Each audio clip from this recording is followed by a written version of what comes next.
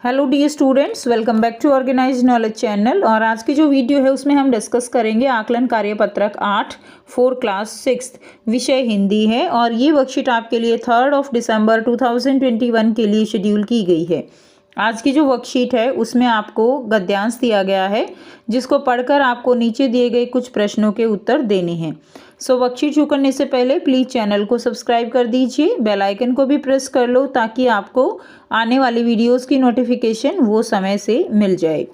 देखिए आज की वर्कशीट में क्या दिया गया है। प्रागैतिहासिक मानव ने सबसे पहले चित्रों के जरिए अपने भाव व्यक्त किए। ठीक है, तो ये आपका चैप्टर अक्षरों का महत्व, उससे ये गद्यांश लिया गया है। तो जो प्रागैतिहासिक मानव था उसने जो है सबसे पहले क्या किया, चित्रों के जरिए जो है अपने भाव व्यक्त करना शुरू किया। जब अक्षरों की खोज नहीं हुई थी तो सबसे पहले चित्रों के द्वारा ही अपने मन के विचार जो है वो एक दूसरे से कहे जाते थे। जैसे पशुओं, पक्षियों, आदमियों आदि के चित्र। इन चित्र संकेतों से बाद में भाव संकेत जो है वो अस्तित्व में आए।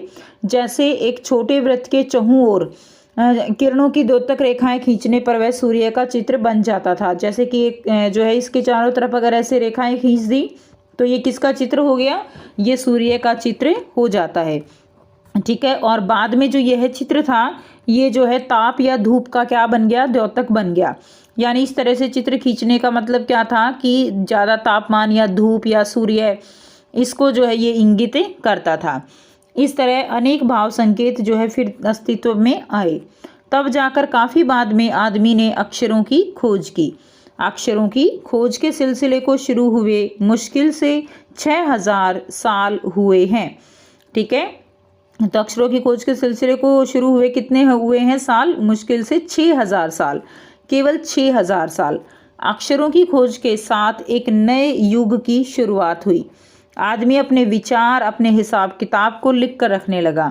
तो अगर हम मौखिक जो भाषा होती है उससे कंपेयर करें तो देखिए मौखिक में हम बोलकर जो है किसी बात का कोई प्रमाण बाद में नहीं होता है।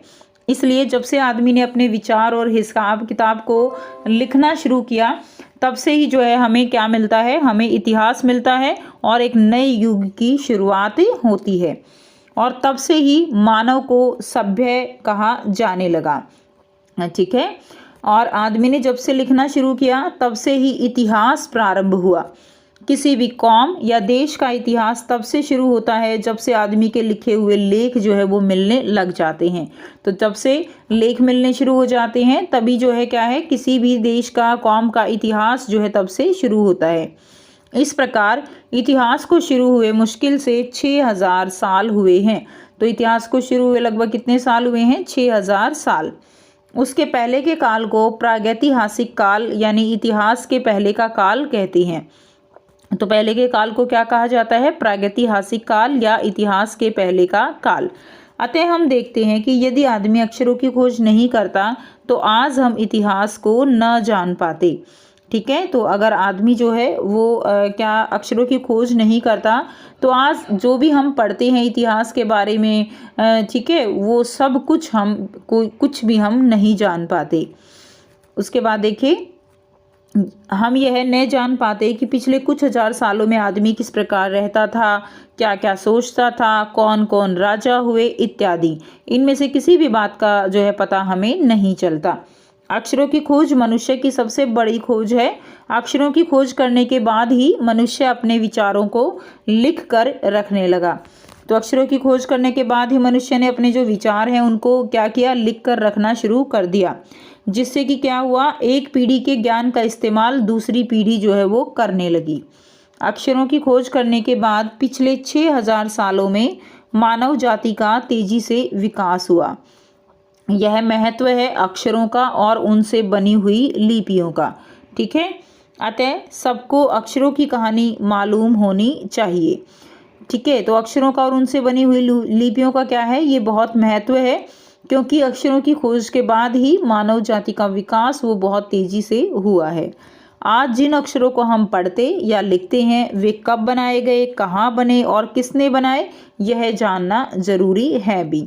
तो अक्षरों के बारे में हमें पूर्णतः ज्ञान जो है वो होना चाहिए, क्योंकि अक्षरों का हमारे जीवन में बहुत महत्व है। हम जो पढ़ते हैं, लिखते हैं, बोलते हैं, वो सब क्या है, वो सब अक्षरों के ज्ञान के कारण ही संभव हो पाया है। अब आपको यहाँ पर प्रश्न दिए गए हैं। पहला प्रश्न है, सूर्य शब्द का पर्यायवाची शब्द क्या होगा? तो सूर्य शब्द का पर्यायवाची क्या होगा? दिनकर जो है, सूर्य को क्या कहा जाता है? दिनकर। दूसरा है, वृत्त शब्द का तद्भव शब्द क्या होगा? तो वृत्त का तद्भव शब्द बताना है, वो क्या होगा? गोला होगा। थर्ड है, मनुष्य शब्द का समानार्थी शब्द क्या होगा? तो मनुष्य का समानार्थी होगा मानव। नंबर 4, सभ्य शब्द का विलोम शब्द क्या होगा? तो सभ्य का विलोम यानी उल्टा तो क्या हो जाएगा? असभ्य हो जाएगा। नेक्स्ट देखिए प्रश्न 5, गद्यांश में एक संज्ञा शब्द चुनकर लिखिए।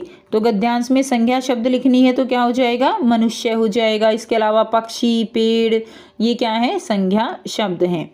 नेक्स्ट देखिए प्रश्न 6 है, गद्यांश में से एक विशेषण शब्द जो है वो चुनकर लिखना है। तो विशेषण शब्द क्या हो जाएगा? सभ्य, जैसे सभ्य आदमी। तो इसमें सभ्य क्या है? सभ्य जो है वो एक विशेषण शब्द है। ठीक है। नेक्स्ट देखिए प्रश्न 7 दिया गया है, गद्यांश के अनुसार किसी भी देश का इतिहास कब से शुरू होता है?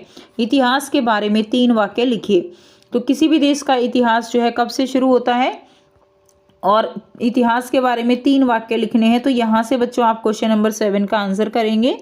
गद्यांश के अनुसार किसी भी देश का इतिहास तब से शुरू होता है जब से आदमियों के लिखे लेख मिलने लगते हैं।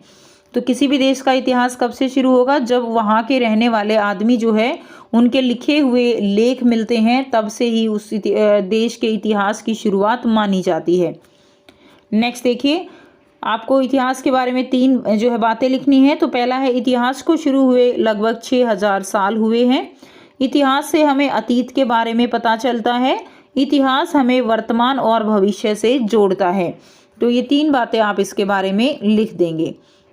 नेक्स्ट देखिए प्रश्न 8 दिया गया है, गद्यांश के अनुसार भाव संकेत किसके बाद अस्तित्व में आए? चित्रों द्वारा इनका विकास कैसे हुआ? तो आपको यही बताना है कि भाव संकेत कैसे आए, यानी चित्र संकेत के बाद ही भाव संकेत अस्तित्व में आए थे और इनका विकास जो है वो कैसे हुआ।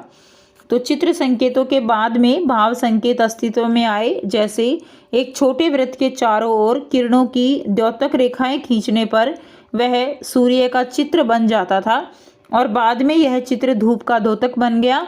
इस तरह अनेक भाव संकेत अस्तित्व में आए। तो ये जो है आंसर आप इसमें लिख देंगे। ठीक है। नेक्स्ट देखिए प्रश्न 9 है, गद्यांश के अनुसार मानव को सभ्य कब से कहा जाने लगा? मानव विकास के बारे में लिखिए। तो कब से कहा जाने लगा? गद्यांश के अनुसार मानव जब से अपने विचारों को लिख कर रखने लगा तब से उसे सभ्य कहा जाने लगा। मानव ने सबसे पहले अक्षरों की खोज की और फिर धीरे धीरे गांव में रहना शुरू किया और इस तरह मानव का विकास जो है वो प्रारंभ हो गया।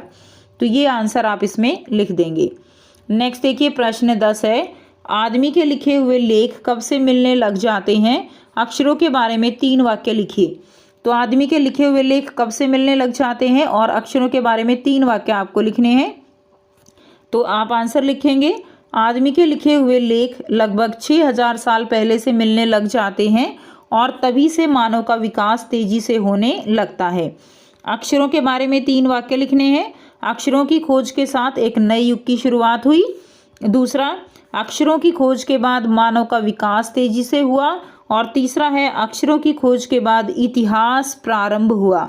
ठीक है। तो ये 3 वाक्य आप इसमें लिख देंगे। सो ये थी आपकी आज की असेसमेंट वर्कशीट। आई होप सभी बच्चों को ये क्लियर है। कोई भी डाउट है तो आप पूछ सकते हो। वीडियो अच्छी लगे तो प्लीज़ लाइक कर दीजिए, शेयर कर दीजिए और चैनल को सब्सक्राइब कर लीजिए। So thanks for watching students. मिलते हैं नेक्स्ट वीडियो में नेक्स्ट वर्कशीट के साथ। Take care, bye bye.